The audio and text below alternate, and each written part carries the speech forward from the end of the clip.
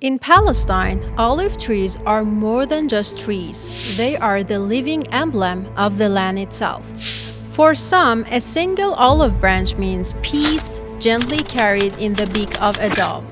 But for Palestinians, olive groves are more than symbols. They're survival for generations. These groves stretched across Jabalia, Khan Yunis, and Jenin, feeding families, anchoring communities, and holding centuries of memory in their roots. But the story goes even deeper. It reaches back centuries to the days of Ottoman rule. Back then, barren lands were declared state property. The Ottomans eventually left, but their law stayed behind, and Israel later revived it, deliberately drying out fertile Palestinian fields and targeting the surviving olive trees. But it doesn't stop there. Farmers weren't allowed to dig wells or install irrigation systems without military permits that almost never came. Meanwhile, army bulldozers routinely rolled in, destroying water tanks and centuries-old wells under the pretext of no license. Fields that were flourished for hundreds of years turned yellow and lifeless, all within a single generation. Then came the confiscation law. Once word spread, settlers, emboldened by the silent support of security forces, began systematic raids on groves and farmlands.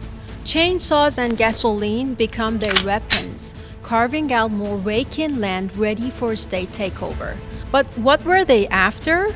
Of course, they wanted to clear out land that could be claimed as abandoned and handed over for state use.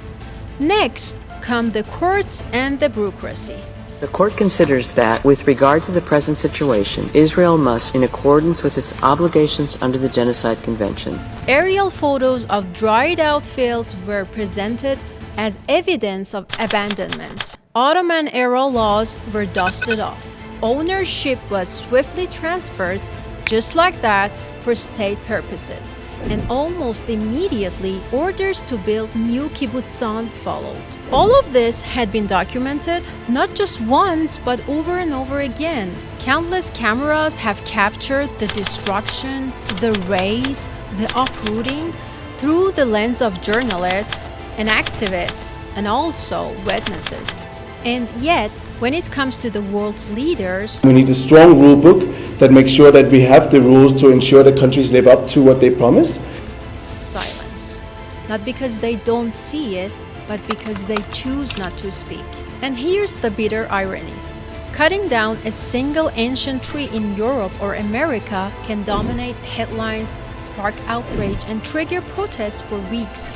But the systematic uprooting of Palestinians' olive heritage, it barely registers. This isn't just neglect. It's a stark case of environmental double standards and leaves the world with yet another stain of shame.